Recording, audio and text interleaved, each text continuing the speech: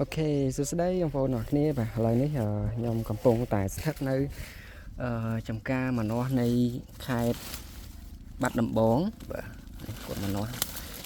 បាត់ហើយកូនម្នាស់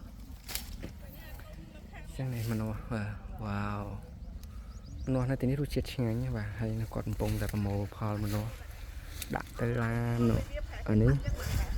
ដាក់តែហើយតឡាននោះគាត់ឡាននៅមុខថោកមួយបាទ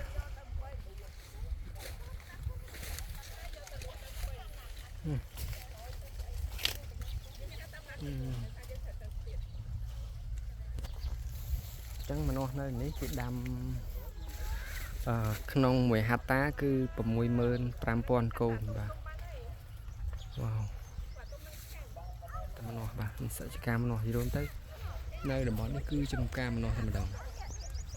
បងមើលស្ទឹមម្នាស់ទៅទីភ្នែកបាទវ៉ាវ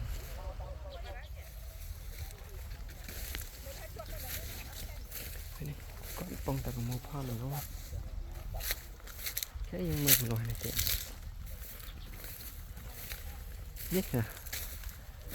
ការម្នាស់អូខេចឹងខ្ញុំក៏អត់មានបច្ចេកទេសអីតាក់ទងទៅលើម្នាស់ដែរគ្រាន់ថាចង់បង្ហាញពី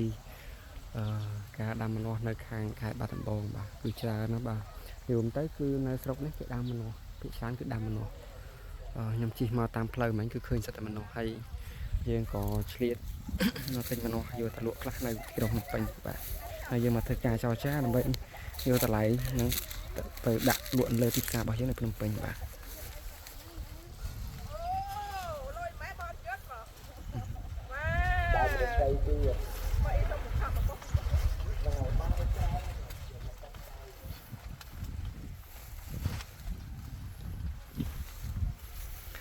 ចឹងបន្ទាប់ពីប្រមូលផលហើយគេទុកវាឲ្យដុះក្តោនេះហៅក្តោថ្មីឬក្តៀងហ្នឹងបាទហើយបន្តមកទៀតបានគេយកអាក្តៀងហ្នឹងយកទៅដាំតថ្មីតទៅទៀតបាទអញ្ចឹងមានថាយើងដាំម្ដងហើយយើងទុកឲ្យវាដុះក្តៀងនេះពួកកូននេះអញ្ចឹងគេដកអាកូននេះ